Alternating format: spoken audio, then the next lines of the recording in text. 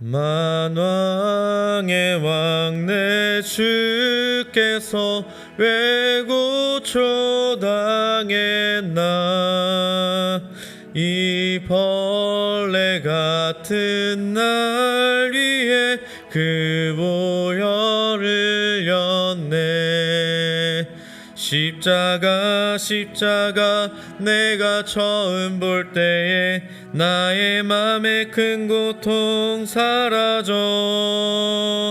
오늘 믿고서 내 눈 밝았네. 참 내 기쁨 영원하도다. 주 십자가 못 박힘은 속죄함 아닌가. 그 긍휼함과 큰 은혜 말할 수 없도다.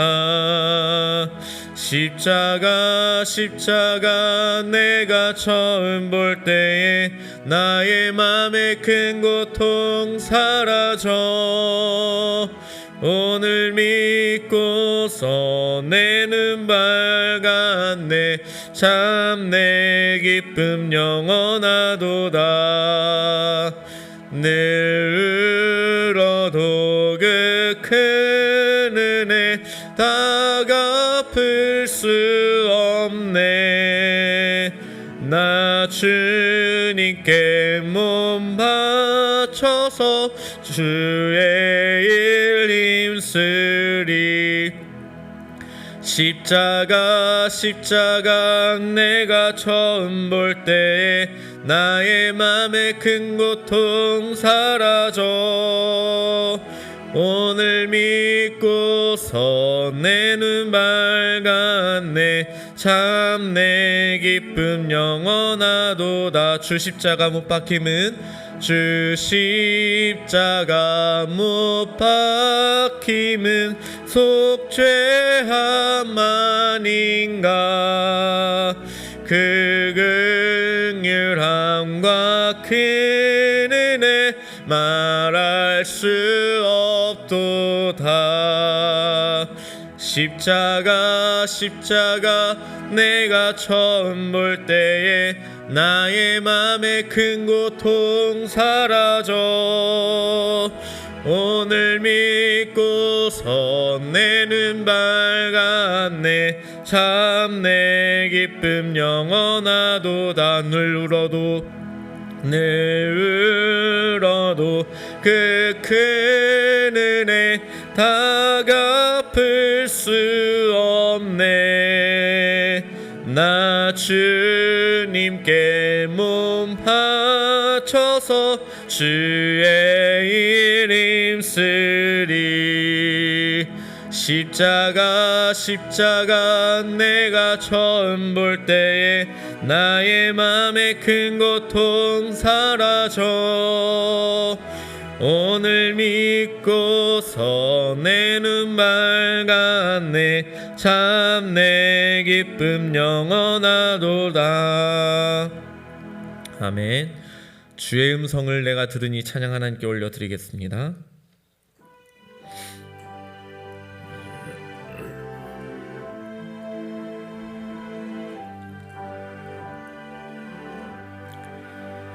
주의 음성을 내가 들으니 사랑하는 말일세. 믿는 마음으로 주께 가오니 나를 영접하소서. 내가 매일 십자가 앞에 더 가까이 가오니 그 새 주에 흘린 보배 피로써 나를 정케 하소서. 주여 넓으신 은혜 베푸사 나를 받아주시고 나의 품은 뜻 주의 뜻같이 되게 하여 주소서. 내가 매일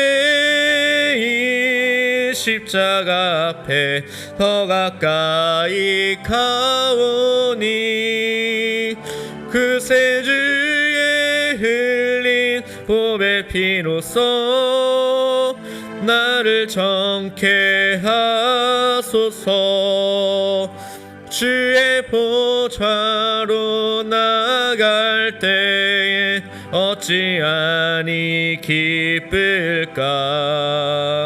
주의 얼굴을 항상 배우니 더욱 친근합니다. 내가 매일 십자가 앞에 더 가까이 가오니 그새 주의 흘린 보배 피로써 나를 정케 하소서. 우리 구주의 넓은 사랑을 증량할 자 없으며 주가 주시는 참된 기쁨도 헤아릴 수 없도다. 내가 매일 십자가 앞에 더 가까이 가오니 그새 주의 흘린 보배 피로써 나를 정케 하소서. 내가 매일 십자가 앞에 더 가까이 가오니 그새 주의 흘린 보배 피로써 나를 정케 하소서. 아멘. 다음 찬양 아버지 사랑 내가 노래에 찬양 하나님께 올려드리겠습니다.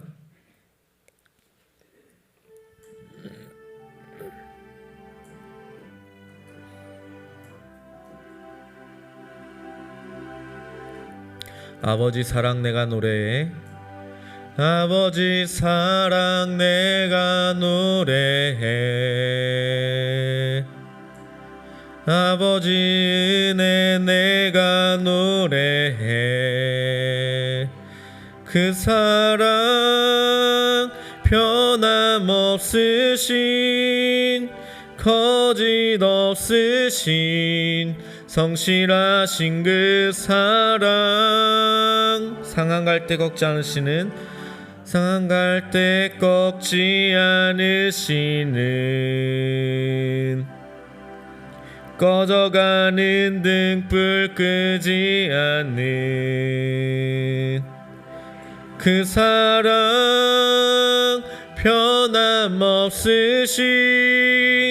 거짓 없으신 성실하신 그 사랑.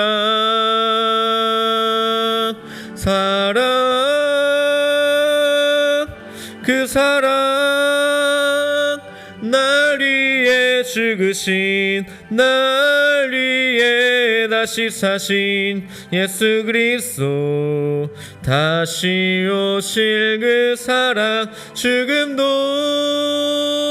생명도 천사도 하늘의 어떤 권세도 끊을 수 없는 영원한 그 사랑 예수. 그 사랑 날 위해 죽으신 그 사랑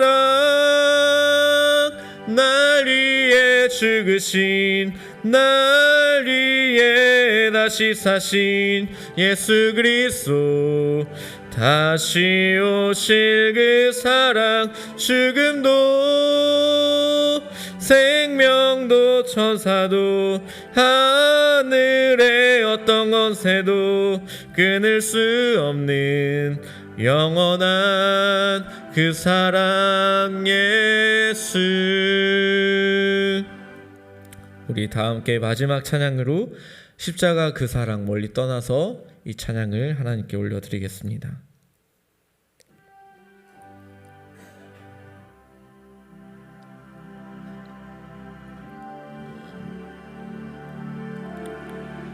십자가 그 사랑, 십자가 그 사랑, 멀리 떠나서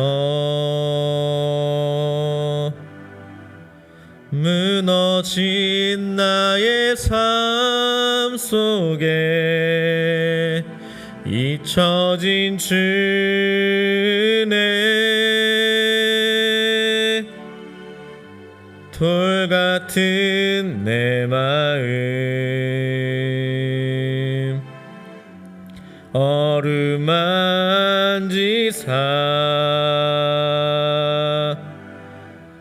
다시 일으켜 세우신 주를 사랑합니다. 주 나를 보호하시고 날 붙드시리. 나는 보배롭고 존귀한 주님의 자녀라. 주 나를 보호하시고 날 붙드시리. 나는 보배롭고 존귀한 주의 자녀라. 지나간 일들을 기억하지 않고 지나간 일들을 기억하지 않고 이전에 행한 모든 일 생각지 않으리. 사막의 강물과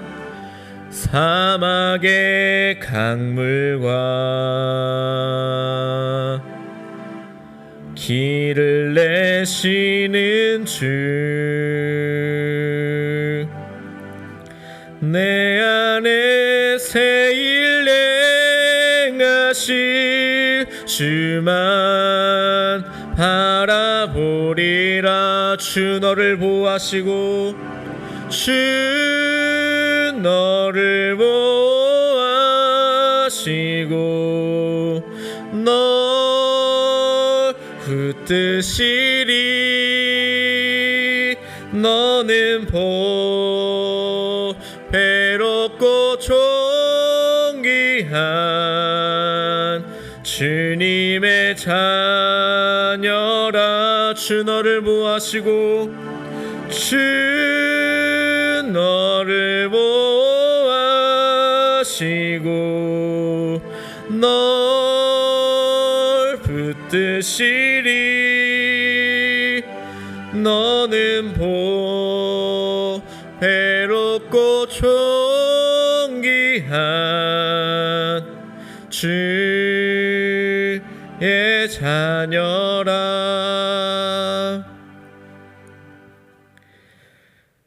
하나님 감사드립니다.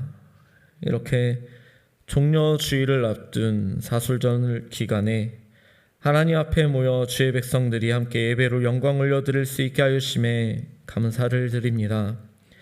이 사순절 기간 주님이 예루살렘을 향해 걸음을 옮기실 때마다 온 인류의 죄의 값을 치르시기 위한 고난의 승잔이 얼마나 무겁고 두려운 것인지 다시 한번 생각해 봅니다.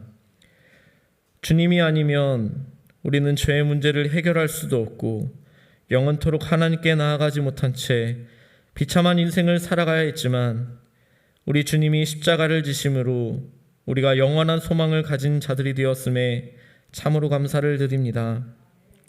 그러나 여전히 우리에게 있는 현실의 문제와 고통으로 인하여서 주님을 온전히 바라보지 못하고 살아온 우리를 주님 이 시간 불쌍히 여겨 주시옵소서.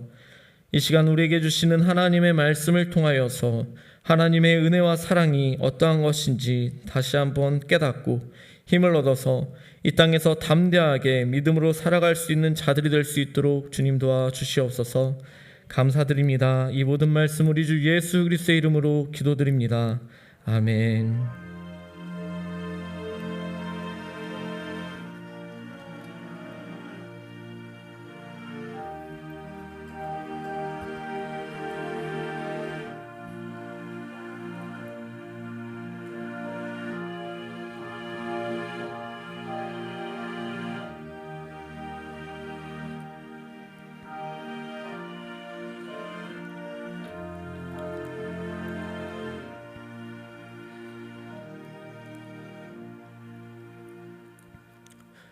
오늘 우리에게 주시는 하나님의 말씀은 룻기서 4장 13절에서 17절까지의 말씀입니다. 룻기서 4장 13절에서 17절까지의 말씀을 제가 봉독하겠습니다. 구약성경 406페이지에 있습니다.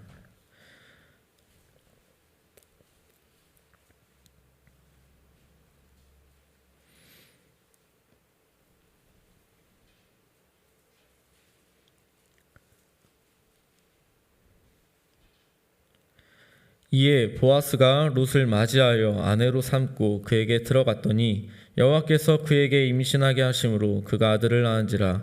여인들이 나오미에게 이르되 찬송할지로다. 여호와께서 오늘 내게 기업 물을 자가 없게 하지 아니하셨도다. 이 아이의 이름이 이스라엘 중에 유명하게 되기를 원하노라. 이는 내 생명의 회복자이며 내 노년의 봉양자라. 곧 너를 사랑하며 일곱 아들보다 귀한 내 며느리가 낳은 자로다 하니라.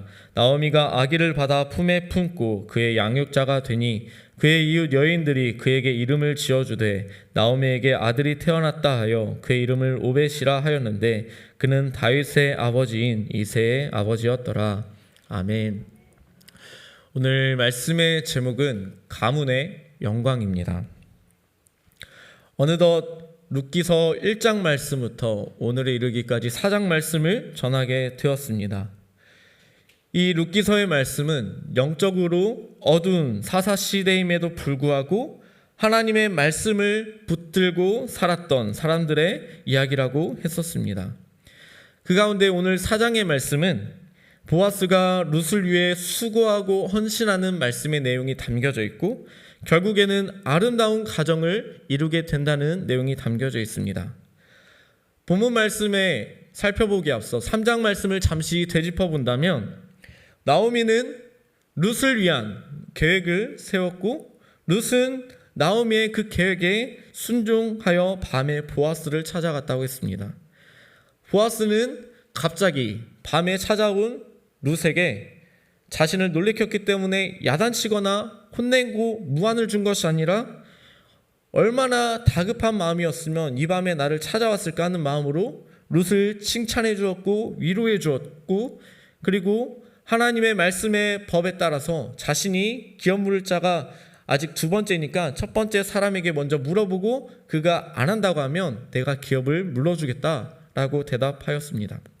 이게 3장의 내용이었는데 이제 4장 1절에서는 이제 그 다음날 아침이 되었고 이제 보아스는 성문에 올라가 앉아서 자신보다 룻과 더 가까운 기업 물을 자를 찾아보고 아무개여 이리 와서 앉아보라 라고 했습니다. 2절에서는 성읍의 장로 10명을 초청해서 앉으라고 했는데 성읍의 장로들은 마을의 어른들입니다. 이들을 부른 이유는 신명기 25장 7절 말씀을 보면 그 죽은 자의 기업을 물을 때 성읍의 장로들을 초청해서 그들이 증인이 되어 주어야 했기 때문이었습니다. 보아스는 지금 성읍의 장로들을 초청하고 성문에 앉아서 그 아무개를 부른 이 행동이 자신의 생각과 자신의 뜻을 따라 한 것이 아니라 하나님의 말씀과 그 계획에 따라서 행동했다는 것을 우리는 보게 됩니다. 이제 아무개도 모이고 성읍의 장로 10명도 다 모였을 때 보아스는 아무개에게 3절과 4절과 같이 말합니다. 모압에서 돌아온 나오미가 우리 형제 엘리멜렉의 소유지를 팔려고 하는데 내가 여기 앉은 자들 앞에서 네가 그것을 사야 된다, 그것을 알려주기 위해서 불렀다고 했습니다. 네가 만약에 물으려면 물으고 네가 물으지 않겠다면 나에게 말해달라. 그러면 내가 물으겠다라고 답을 해줍니다. 그때 이 아무개는 선뜻 자신이 제가 그 기업을 물으도록 하겠습니다. 엘리멜렉의 소유주를 사겠습니다 라고 대답을 했습니다. 보아스는 여기서 한 가지를 더 5절에서 말을 해주는데, 네가 나오미의 밭을 사는 날에는 그 죽은 자의 아내 모압 여인 루색에서 사서 그 죽은 자의 기업을 그의 이름으로 세워야 할 것임을 말해 주었습니다. 그랬더니 그 사람의 행동이 갑자기 변화가 됐는데 6절 말씀을 보면은 2번이나 자신에게 손해가 있을까 하여서 누르지 못하겠다라고 2번이나 반복해서 말을 합니다. 왜 이 사람에게 손해가 되냐면, 죽은 자의 이름으로 기업을 세워야 한다면 자신의 재산을 이 말론의 이름으로 주어야 했기 때문입니다. 자신이 가진 재산이 나뉘어지게 되는 것이 뻔하기 때문에 물으지 못하겠다고 했습니다. 이 부분을 보면서 어떤 분들은 생각할 때 한 입 가지고 두 말 하는 이 아무개의 모습을 보면서 참 가벼운 사람이다 라고 생각할 수도 있겠습니다. 그러나 진짜 그 아무개와 같은 상황이 저희에게도 펼쳐진다면 충분히 이해되는 상황일 것입니다. 우리도 괜히 마트에 가서 장을 볼 때 사과 한 상자에 10,000원이라는 것을 보고 기쁜 마음으로 그것을 사가지고 계산대 갔는데 알고 봤더니 공이 하나 더 붙어 있어서 100,000원이라고 한다면 사과 먹고 싶은 마음이 싹 사라지고 그것을 그냥 계산을 안 하는 경우들이 있습니다.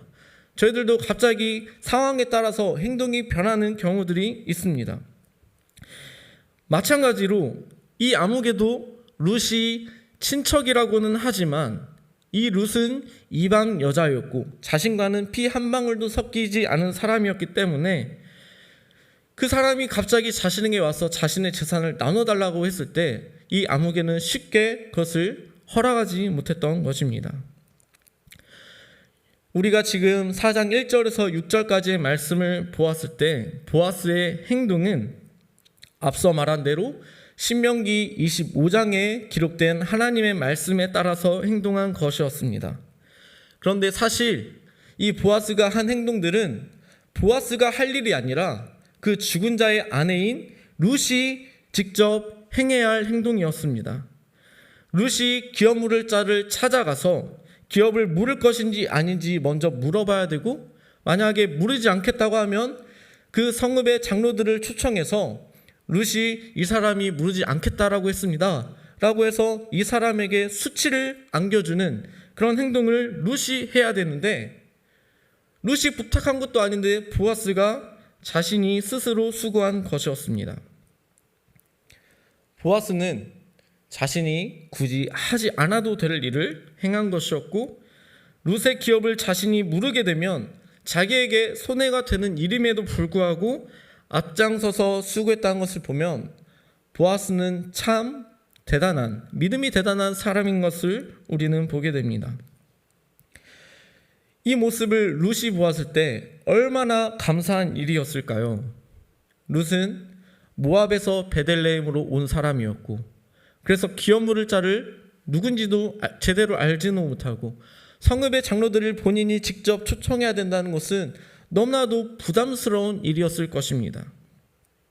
그런데 이 모든 일을 보아스가 대신해 주었기 때문에 이 행동은 룻에게는 은혜였고 감사한 일이었습니다. 이 부분을 묵상하면서 저는 우리 주님을 생각해 보게 되었습니다. 우리 주님도 자신의 생명을 내어주시기 위해서 이 땅에 오셨고, 우리를 위해 이 땅에서 모든 수고와 고통을 감내하셨기 때문입니다.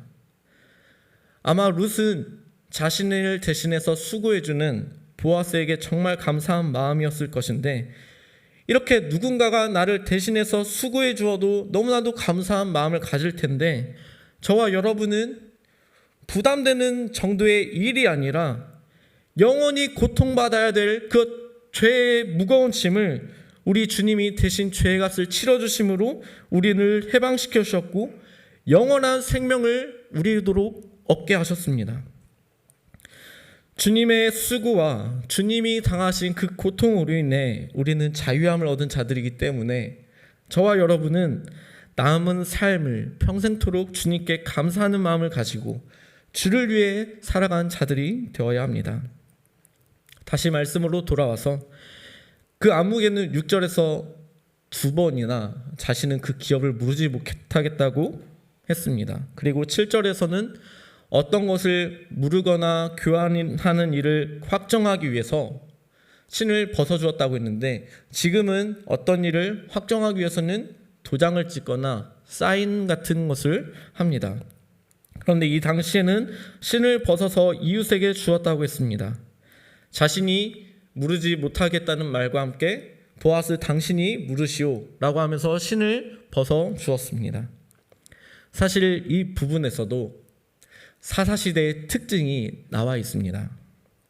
신명기 25장 9절과 10절 말씀을 보면 기업을 물을 자가 무르지 않겠다고 말하면 죽은 자의 아내가 그 사람의 신을 벗기고 그의 얼굴에 침을 뱉으며 이 사람은 그의 형제의 집을 세우기를 즐겨하지 아니한 자다라고 말하고 또 이스라엘의 모든 사람들은 그 사람에게 이제 신벗김을 받은 자의 집이라고 부름으로 수치를 당해야만 했었습니다. 그런데 지금 룻기서의 말씀에는 신을 벗는 것이 그냥 어떤 일을 확정하기 위한 사인하는 것 정도로 바뀌게 되었다는 것을 보게 됩니다. 왜 룻기서에서는 사람들이 신명기의 말씀대로 행하지 않았을까 한번 생각해 보겠습니다. 고대 이스라엘 지역에서 신을 벗는다는 행위는 어떠한 의미를 갖고 있냐면 자신의 권리를 포기하겠다는 의미를 가지고 있습니다. 지금 우리가 살아가고 있는 이 시대에는 신발이 없어서 못 신는 사람들이 없습니다. 그러나 지금으로부터 3000년 전에 신발을 신는다는 것은 노예들은 신을 신을 수가 없었습니다. 평민들도 신을 신을 수가 없었고 어느 정도 위치를 가진 사람만이 신을 신을 수가 있었습니다. 그렇기 때문에 신을 벗는다는 것은 자신의 권리를 포기한다는 것이고 신을 벗김을 받는다는 것은 매우 수치스러운 일입니다. 출애굽기에서도 모세가 호렙산에서 떨기나무 앞에 서게 되었을 때 하나님께서 모세에게 네가 선 곳은 거룩한 곳이니 신을 벗으라 말씀하신 것도 모세가 가진 인간적인 생각과 그 모든 것들을 다 내려놓으라는 하나님의 말씀이었습니다. 그런데 이 기업을 무르기를 포기하면 신을 벗김당하게 되고 얼굴에 침뱉음을 당하게 되고 주변 사람들로부터도 신벗김을 당한 자의 집이라고 불려야 되는데 룻기 시대에는 그 모습이 사라진 것입니다. 그 이유는 자신에게 손해가 된다 하더라도 하나님의 말씀을 지키는 것이 당연하다고 생각하는 것이 아니라 자신에게 손해가 된다면 하나님의 말씀을 언제든지 포기해도 된다는 그런 사람들의 생각이 가득 있었던 사사시대였기 때문입니다. 이들도 하나님의 말씀이 좋다는 것은 알았지만 그것이 나에게 손해가 되고 나에게 유익이 되지 않는다면 포기를 하는 사람들이 가득했던 시대가 바로 이 시대였습니다. 그래서 기업 물을 자였던 아무개도 맨 처음에는 기업을 무르겠다고 했지만 나에게 손해가 될까 그것을 포기하겠다고 2번이나 말한 것입니다.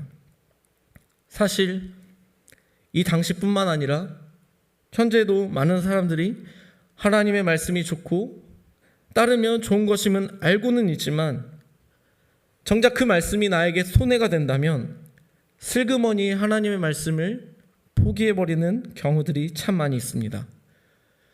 어느 시대를 살아가든 믿는 자들은 항상 선택을 해야 합니다. 하나님의 말씀을 선택할 것인지 아니면 포기하고 세상의 방법을 선택할 것인지 선택해야 합니다. 정말 쉽지 않은 일이고 정말 쉽지 않은 문제지만 보아스는 하나님의 말씀을 선택한 자였습니다. 그리고 보아스뿐만 아니라 수많은 믿음의 선배들이 하나님의 말씀을 선택했기 때문에 지금 우리가 이 자리에서 신앙생활을 하며 살아갈 수 있는 것입니다. 저와 여러분도 선택해야 합니다. 우리 후손들에게 어떠한 모습을 보여주며 신앙의 유산을 넘겨주어야 할지 결정해야 합니다. 우리 후손들이 나를 보았을 때 정말 작은 것에도 하나님의 말씀을 포기하는 가벼운 신앙인의 모습을 보여줄 것인지, 아니면 정말 그 어떤 것과도 타협하지 않고 정말 어렵고 힘든 삶이었지만 하나님의 말씀을 끝까지 붙잡고 그런 믿음의 선배로서 본을 보일 만한 그런 사람으로 보여줄 것인지 저와 여러분은 결정해야 합니다. 그리고 이 말씀을 통해서 한 가지 더 깨달을 수 있는 사실은, 아무개와 다른 사람들은 하나님의 말씀대로 살지 못한다는 것에 전혀 부끄러워하지 않았다는 것입니다. 너무나도 당연하게 신을 벗어주었습니다. 이만큼 이것은 이들의 마음이 무뎌졌다는 것을 우리는 보게 됩니다. 부디 저와 이 자리에 계신 성도님들은 계속해서 말씀을 가까이 하고 기도 생활을 함으로 우리 모두가 죄로 인해서 마음이 무뎌지지 않기를 간절히 소망합니다. 우리의 마음이 죄로 인해서 무뎌지지 않을 뿐만 아니라 하나님의 말씀에 반응하며 그 말씀을 붙들고 살아가는 자들이 되시기를 바랍니다. 아무개가 기업물을 권리를 포기하겠다고 하자 보아스는 성읍의 장로들과 거기에 모인 사람들에게 이제 엘리멜렉의 모든 그런 땅들, 나오미의 손에서 자신이 산 것을 너희들이 오늘 증인이 되었다고 했고, 뿐만 아니라 말론의 아내 모압 여인 룻을 사서 아내로 맞이하고 죽은 자의 기업을 그의 이름으로 세워서 그의 이름이 끊어지지 않게 하는 것에 대한 너희들이 증인이 되었다고 했습니다. 보아스의 이 말에 성문에 있던 백성들과 장로들도 자신들이 이 일의 증인이라고 고백했고, 보아스와 룻에게 축복의 말을 전합니다. 11절과 12절의 말씀이 그 축복의 내용입니다. 여호와께서 내 집에 들어가는 여인으로 이스라엘의 집을 세운 라헬과 레아 두 사람과 같게 하시고 에브라스에서 유력하고 베들레헴에서 유명하게 하시기를 원한다고 했습니다. 라헬과 레아, 이 두 사람은 누구의 아내였죠? 바로 야곱의 아내였고, 이 라헬과 레아를 통하여서 이스라엘의 12아들, 12지파가 탄생하게 되었습니다. 그런데 이 라헬과 레아처럼 되기를 원한다라는 이 말은 룻이 낳은 자들을 통하여서 이스라엘의 회복이 이루어질 것임을 말씀해 주는 것이었습니다. 이것은 엄청난 축복의 말씀입니다. 거기다가 12절과 같이 이 젊은 여자로 하여금 보아스에게 상속자를 주사 보아스의 집이 다말이 유다에게 낳아준 베레스의 집과 같게 하시기를 원한다고 했는데, 이 유다와 다말과 유다의 관계는 시아버지와 며느리의 관계였습니다. 그들 가운데서 태어난 자가 바로 베레스였는데, 베레스의 집과 같게 하시기를 원한다, 이 말이 과연 칭찬일까요? 아니면 욕일까요? 한번 생각해 보겠습니다. 분명 세상적인 눈으로 보았을 때는 유다의 가문은 엉망진창이었습니다. 왜냐하면 유다의 아들 베레스도 며느리와 낳은 아들이었고, 또한 이 가문의 여리고성의 기생 라합도 포함된 가문이었고, 지금 보아스와 룻도, 보아스는 나이가 많고 유대인 남성이었지만 룻은 정반대로 이방 여인의 젊은 여자인 과부였기 때문이었습니다. 정상적인 관계가 아닌 그런 상황 가운데서 이들의 만남을 통해서 오벳이 태어나게 되었고, 결국에는 이 가문에서 다윗 왕이 태어나게 되고, 더 나아가서는 이 가문을 통해 예수님께서 오시게 되었기 때문에 이 말은 욕이 아니라 정말 축복의 말씀인 것을 우리는 보게 됩니다. 이 유다의 가문을 통해서 다윗이 태어나고 예수님이 오신다는 이 사실을 통해서 정말 하나님이 일하시는 방법과 하나님의 구원은 사람의 어떠한 의로움이나 행위로 주어지는 것이 아니라 사람의 형편과 상황에 따라 차별이 있게 주어지는 것이 아님을 보게 됩니다. 유다 가문 자체는 말썽 그 자체였고 보아스와 룻도 정상적인 관계에서 시작된 것이 아니었지만 하나님께서는 이들을 통해서 하나님의 나라를 확장해 가셨습니다.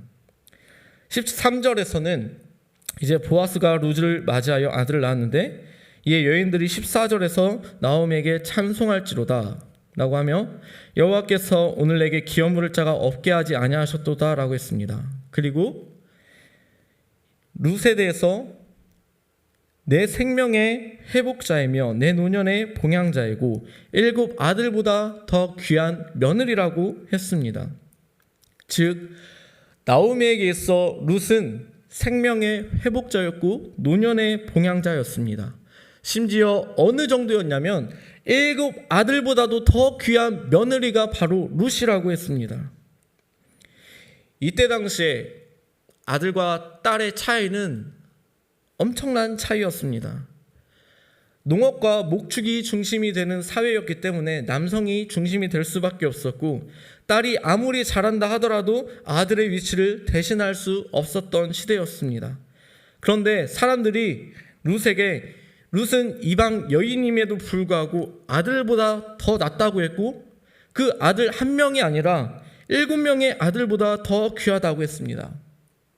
이 7이라는 숫자는 이스라엘 사람들에게 있어서 완전한 수를 나타내는 것이기 때문에 나오미에게 있어 룻은 그 어떤 자식보다 더 소중하고 귀한 며느리라는 것을 사람들이 칭찬해 준 것입니다. 이것은 당시 나오미와 룻에게 있어서 최고의 칭찬이자 최고의 축복의 말씀이 아닐 수 없습니다. 나오미의 입장에서는 과거에 남편을 잃었고 아들 둘을 잃었고 모압에서 베들레헴으로 돌아와서 정말 떳떳하지 못한 삶을 살아갈 수밖에 없었습니다. 너무나도 부끄럽고 그래서 자신의 이름을 말하라 부르라 나의 고통이 쓰다라고 부르라고 말할 정도로 정말 어렵고 힘든 삶이었지만 이제는 다른 사람들이 보기에 7 아들보다 더 귀한 며느리가 아들을 낳았다고 하므로 큰 축복이었습니다.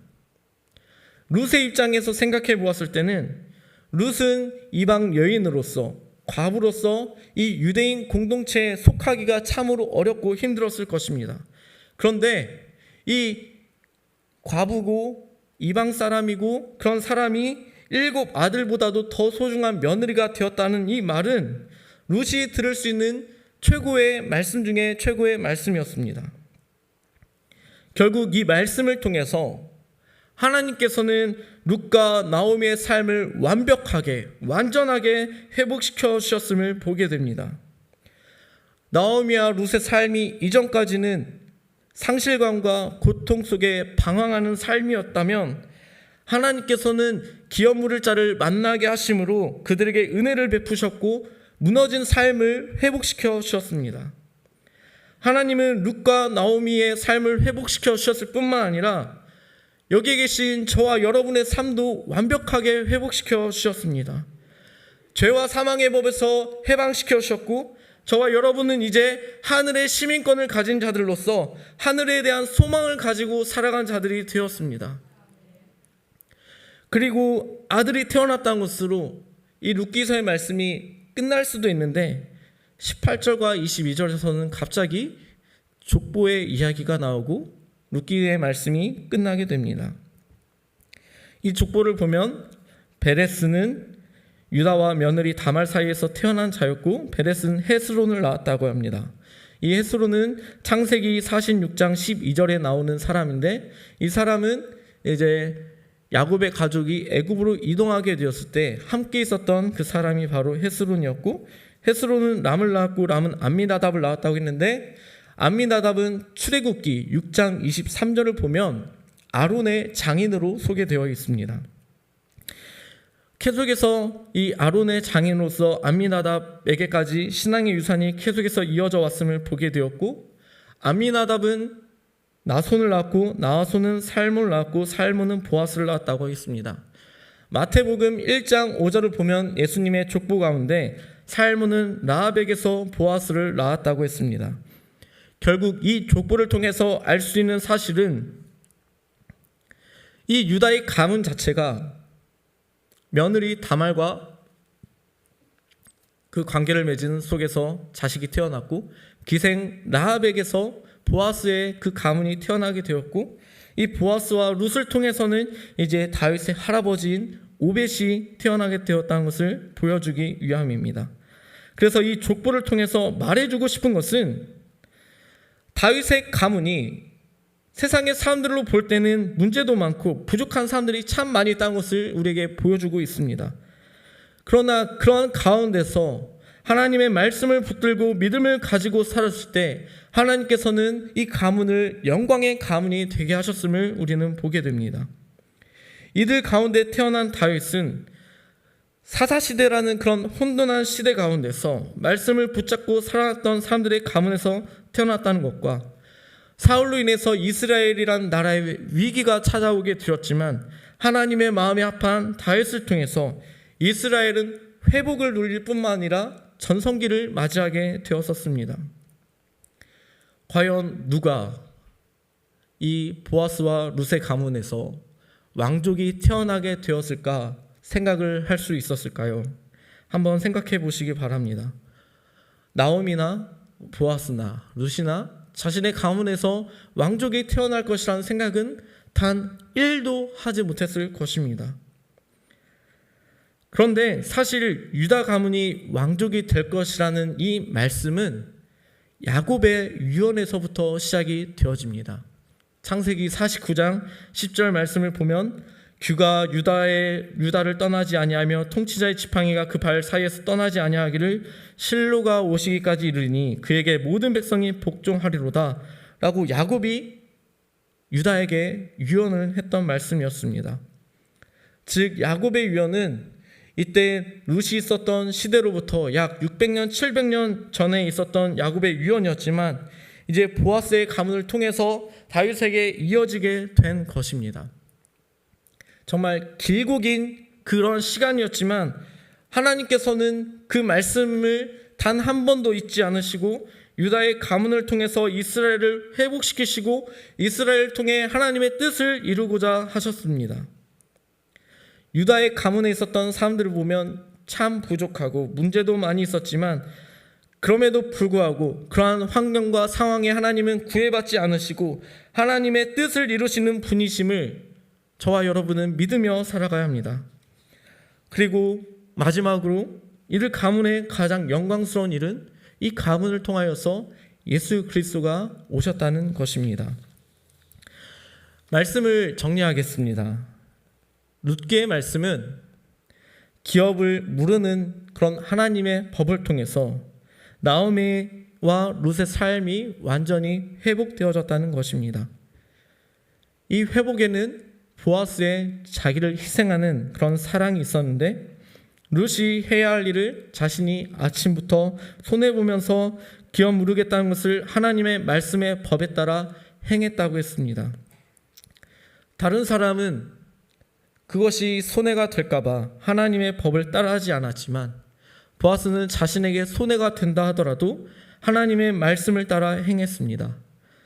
특히 요즘과 같은 시대에 저와 여러분 모두 하나님의 말씀을 붙들고 하나님이 갚아줄 것을 믿으며 살아간 자들이 되시기를 간절히 소망합니다. 두 번째로는 룻과 나오미는 기업 무를 자를 통하여서 삶이 회복이 일어나게 되었고 이들의 가문을 통해서 다윗이 태어나게 되는 영광을 맛보게 되었다고 했습니다. 유다의 가문은 참 문제도 많고 엉망진창이었지만 하나님께서는 야곱의 유언을 기억하셨고 유다의 가문을 통해서 이스라엘을 다스리시도록 허락하셨습니다. 보아스와 룻의 후손 중에 왕이 태어날 것이라는 생각은 아무도 생각하지 못했었지만 우리 하나님은 우리의 형편과 상황에 따라 일하시는 분이 아니라 그것과 관계없이 일하실 수 있는 분이심을 믿으며 살아가야 합니다. 마지막으로 우리 인생이 룻과 나오미처럼 보잘것없고 큰 상실감으로 인해서 고통 가운데 있다면 이 한 가지 사실을 기억하시기 바랍니다. 룻과 나오미를 기업 물은 자라는 그런 하나님의 말씀의 법을 통해서 회복시켜 주셨듯이 이러한 저와 여러분을 위해서 기업 물을 자를 보내주셨다는 사실입니다. 우리의 기업 물을 자는 바로 예수 그리스도이십니다. 주님이 우리의 죄의 값을 다 치러주셨기 때문에 저와 여러분의 삶은 완전히 회복이 되었고, 그래서 옛사람의 모습이 아닌 새 사람의 모습을 가지고 살아가게 되었습니다.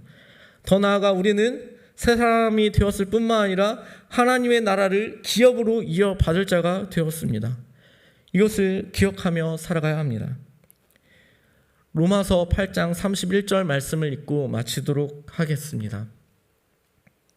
그런즉 이 일에 대하여 우리가 무슨 말 하리요?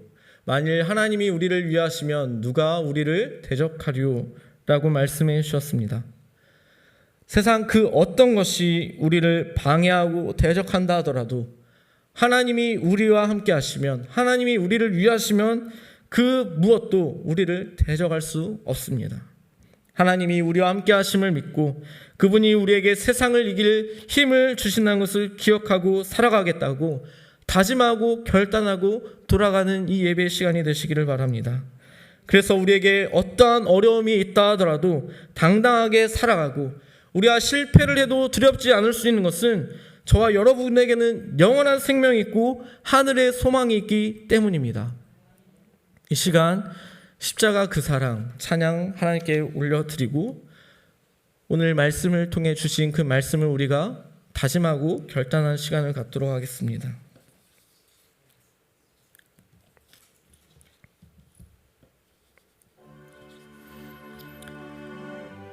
가사를 생각하면서 이 고백을 하나님께 올려드리겠습니다. 십자가 그 사랑 멀리 떠나서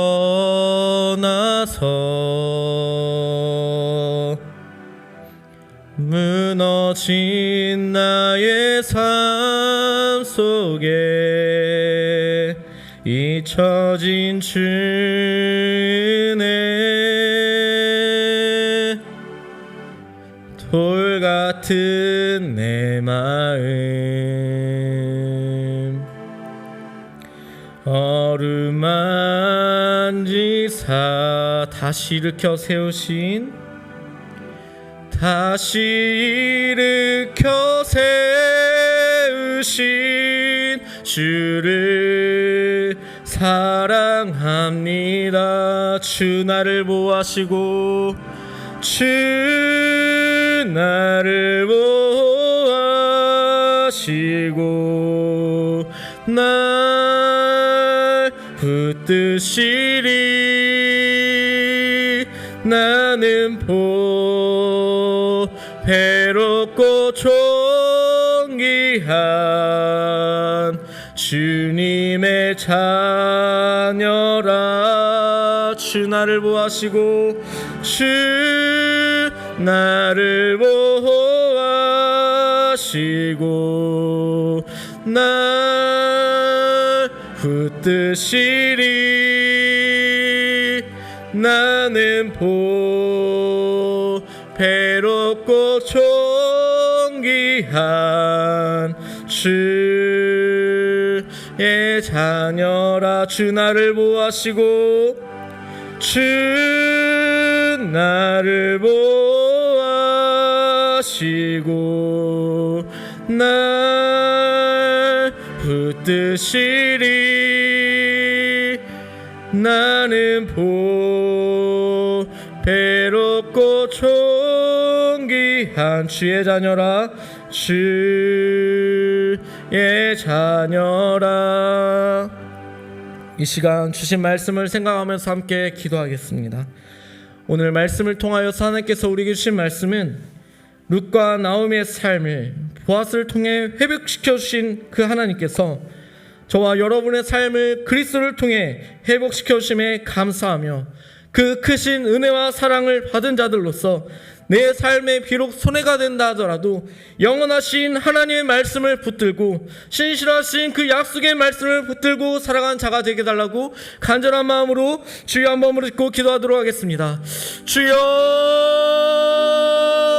살아계신 하나님 아버지, 주님의 은혜를 감사합니다. 하나님 아버지, 오늘 우리에게 주신 말씀을 통하여서 하나님께서 룻과 나오미의 삶을 하나님의 말씀의 법을 따라 완벽하게 회복시켜 주셨다는 것을 아버지 우리에게 말씀하여 주심에 감사를 드립니다. 하나님 아버지, 정말 우리의 삶도 주님의 은혜가 아니면 아버지 우리는 비참한 인생을 살아갈 수밖에 없는 자들이었지만 그리스도를 통하여서 그 말씀을 통하여서 우리의 삶을 완벽하게 회복시켜 주신 하나님 아버지, 그 주님의 은혜를 너무도 감사드립니다. 그 은혜를 잊어버리지 않고 그 은혜를 잊어버리지 않고 살아간 우리 모두가 나눌 수 있도록 주님 못 잡아주시옵소서. 아버지, 우리의 믿음이 연약하여서 날마다 넘어지고 쓰러질 때가 너무 많이 있지만 하나님 아버지, 시간 아버지 우리에게 힘을 허락하여 주시고 능력을 넣어 주셔서 아버지의 말씀을 붙들고 살아갈 수 있는 아버지 그런 지혜 자녀들이 나눌 수 있도록 도와주시옵소서. 하나님 아버지, 시간 아버지 우리가 주님의 자녀라고 말씀하셨습니다. 아버지, 그것을 붙잡고 살아갈 수 있는 우리 함께 모든 성도들이 나눌 수 있도록 주여 도와주시옵소서. 하나님의 그 신실하신 그 말씀을 붙들고 살아나갈 수 있도록 도와주시옵소서. 하나님의 말씀을 변하지 않으게 하시고 영원토록 신실하신 그 하나님의 말씀임을 아버지 우리가 기억하며 살아갈 수 있도록 도와주시옵시고 아버지, 우리가 남은 삶을 살아갈 때 영원토록 주님의 그 은혜와 사랑에 감사하며 찬양하며 우리 삶을 드리며 나아가는 우리 모두가 나눌 수 있도록 주여 도와주시옵소서. 주님, 주님의 은혜를 감사합니다.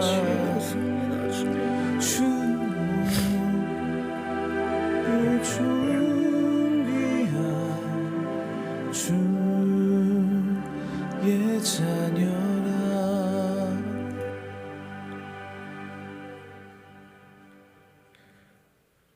사랑의 하나님, 감사드립니다. 오늘 우리에게 주신 룻기 4장의 말씀을 통하여서 룻과 나오미의 삶이 고통과 어려움과 그런 환난 가운데 있었지만 보아스를 통하여서 완벽하게 삶을 회복시켜 주신 것처럼 저와 여기 있는 모든 성도님들의 삶을 우리 주님이 십자가의 그 고통을 다 감당하심으로 우리가 완벽하게 회복되었음을 다시 한번 기억하며 주님의 은혜에 감사하며 살아갈 수 있도록 도와주시옵소서. 하나님, 우리는 정말 문제도 많고 엉망진창인 그런 모습들이지만 우리의 상황과 형편과 상관없이 우리 주님이 우리를 선택하여 주셨고 우리를 자녀로 삼아 주셨음을 기억하며 우리가 이 땅 가운데서 어떠한 어려움과 고통을 만난다 하더라도 그 신실하신 하나님을 바라보며 살아갈 수 있는 믿음의 자녀들이 다 될 수 있도록 도와주시옵소서. 하나님이 우리를 위하시면 그 누가 우리를 대적하겠습니까? 정말 이 믿음을 가지고 살아가는 우리 모두가 다 될 수 있도록 도와주시고 남은 한 주를 살아갈 때 정말 신실하신 그 약속의 말씀을 붙들고 살아가는 우리 모두가 다 될 수 있도록 주님 도와주시옵소서. 감사드립니다. 이 모든 말씀 우리 주 예수 그리스도의 이름으로 기도드립니다. 아멘. 주기도문으로 예배를 마치도록 하겠습니다. 하늘에 계신 우리 아버지여, 이름이 그렇게 여김을 받으시오며 나라의 마으시며 뜻이 하늘에서 이루어진 것 같이 땅에서도 이루어지이다. 오늘날 우리에게 일용할 양식을 주시고 우리가 우리에게 죄 지은 자를 사하여 준 것 같이 우리의 죄를 사하여 주옵시고 우리를 시험에 들게 하지 마옵시고 다만 악에서 구하옵소서. 대개 나라와 권세와 영광의 아버지께 영원히 싸움나이다. 아멘.